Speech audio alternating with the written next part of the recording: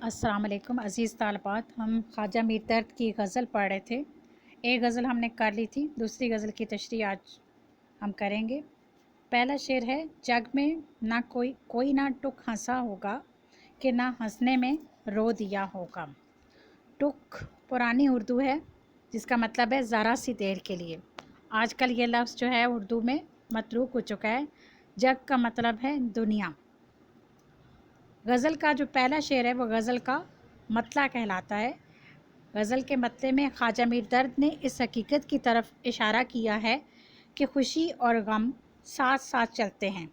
कहते हैं कि दुनिया में कोई शख्स ऐसा नहीं मिलेगा जो थोड़ी देर के लिए हंसा हो और फिर वो रोने पर मजबूर ना हो गया हो।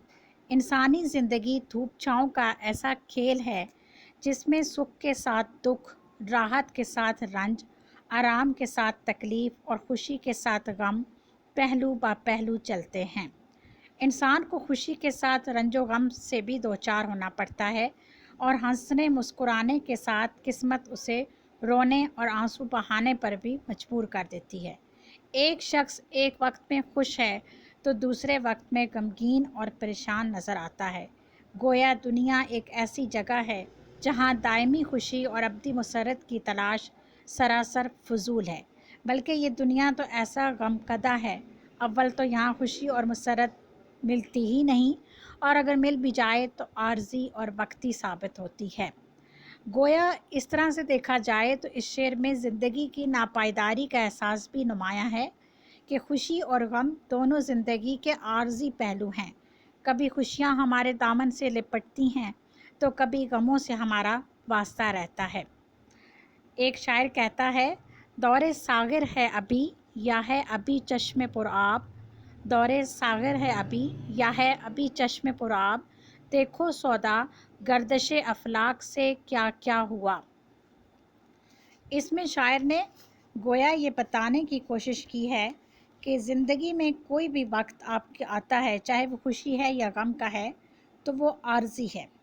जैसा कि एक और शेर में शायर कहता है, कहा मैंने कि ज़िंदगी क्या है, कहा मैंने कि ज़िंदगी क्या है, हंस दिए फूल रो पड़ी शबनम। इस गज़ल का अगला शेर है, उनने कस्तन भी मेरे नाले को ना सुना होगा गर सुना होगा। इस शेर में वही रवायती मौजू है, यानी महबूब की बेनियाज़ी और आशिक की बेकरारी। उर्दू शायरी का रवायती महबूब बहुत खूबसूरत है, हसीन है, मगर साथ ही वो बहुत संगदिल है और ख़ास तौर पर आशिक सादिक की तरफ उसकी नज़र इल्तफ़ात नहीं होती। दूसरी तरफ आशिक है जो सारी ज़िंदगी महबूब की एक नज़र इल्तफ़ात के लिए तरसता है, मगर ज़िंदगी गुज़र जाती है मगर उसकी ख्वाहिश पूरी होती नज़र नहीं आती। इस शेर में शायर ने इसी महबूब की इसी बेनियाज़ी, तगाफुल और बेतवजही का शिकवा करते हुए कहते हैं कि मैंने महबूब की मोहब्बत में जो दुख उठाए, जो तकलीफ़ें सही और जो रंजो गम बर्दाश्त किए, मैं उनका इजहार अपने महबूब के सामने करना चाहता हूँ, ताकि उसे कुछ तो पता चले कि मुझे उसकी मोहब्बत में कैसे कैसे गमों, कैसी कैसी परेशानियों और कैसे कैसे रंजो गम और तकालीफ़ से दो चार होना पड़ा।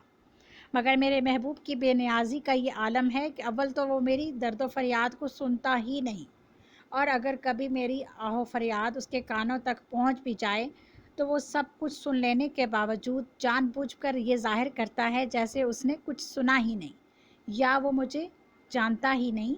जैसा कि एक शेर में शायर कहता है, मैं जो बोला तो कहा कि ये आवाज़, मैं जो बोला तो कहा कि ये आवाज़ उसी खाना ख़राब की सी है। इसी तरह गालिब एक जगह कहते हैं, हम हैं मुश्ताक और वो बेज़ार, हम हैं मुश्ताक और वो बेज़ार, या इलाही ये माजरा क्या है। एक और जगह गालिब इसी मौजू को यूँ बयान करते हैं, बेनियाज़ी हद से गुज़री बंदा परवर कब तलक, बेनियाज़ी हद से गुज़री बंदा परवर कब तलक, हम कहेंगे हाल दिल और आप फरमाएंगे क्या। इसी गज़ल का नेक्स्ट शेर है, देखिए गम से अब जी मेरा ना बचेगा बचेगा क्या होगा। अगर हम ख्वाजा मीर दर्द का दौर देखें तो ये वो दौर है जो कि इंतहाई पुरआशोब दौर था। मुग़लिया सल्तनत ज़वाल पज़ीर थी और چونکہ دلی جو کبھی تہذیب و تمدن کا گہوارہ ہوا کرتی تھی، اب وہ آئے دن کی خانہ جنگی کی آماج گاہ بن گئی تھی۔ یہاں کسی کی جان و مال کو تحفظ نہیں تھا۔ ان کے بہت سارے دوست، احباب اور ساتھی دلی سے ہجرت کر کے کسی دوسرے شہر چلے گئے تھے، لیکن خواجہ میر در آخری وقت تک دلی شہر میں موجود رہے اور اللہ تعالیٰ پر توکل اور قناعت کیے رکھی۔ یہ سب کچھ اپنی آنکھوں سے دلی کی تباہی اور بربادی جو ہے انہوں نے دیکھی تھی، اس لیے وہ اس غم سے نڈھال تھے۔ شاعر جو ہوتا ہے نہ صرف اس کو ذاتی غم پریشان کرتا ہے، بلکہ ارد گرد کا ماحول بھی اس کی شاعری پر اثر انداز ہوتا ہے۔ چنانچہ اس شعر میں شاعر یہ کہتا ہے کہ میں اس قدر غم سے پریشان حال ہوں کہ مجھے اب یہ لگتا ہے کہ یہ غم جو ہے وہ ایسا جان لیوا ہے کہ میں اب اس غم سے بچنے کی کوئی صورت میری نظر نہیں آتی۔ دوسری اگر ہم اس کی تشریح کریں تو اس میں وہ یہ کہتا ہے کہ میں ذاتی غم کے زندگی میں نے اتنی تکلیفیں اور اتنی پریشانیاں اٹھائی ہیں کہ اب مجھے لگتا ہے کہ آہستہ آہستہ میری برداشت ختم ہو گئی ہے، اور اب وہ وقت ہے کہ میری زندگی کا چراغ جو ہے وہ گل ہونے والا ہے، اور میں ان مصیبتوں اور تکلیفوں اور پریشانیوں کو مزید برداشت جو ہے وہ نہیں کر سکتا، اور ایسا لگتا ہے کہ اب زندگی کا خاتمہ جو ہے ہوا چاہتا ہے۔ جیسا کہ ایک شاعر کہتا ہے، زندگی اپنی جو اس طور سے گزری غالب، زندگی اپنی جو اس طور سے گزری غالب، ہم بھی کیا یاد کریں گے کہ خدا رکھتے تھے۔ میر تقی میر نے اس موضوع کو یوں بیان کیا: آبلے کسی طرح ٹھیس لگی پھوٹ پہے، آبلے کسی طرح ٹھیس لگی پھوٹ پہے، درد مندی میں کٹی ساری جوانی اپنی۔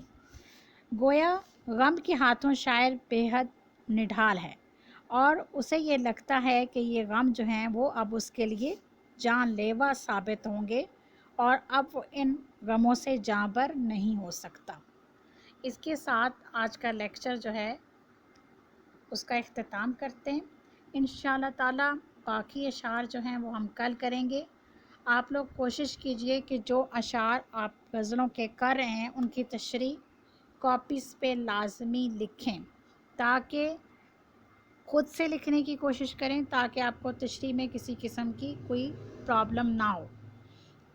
انشاءاللہ تعالی آپ کو کسی قسم کا کوئی مسئلہ جو ہے وہ پیش نہیں آئے گا۔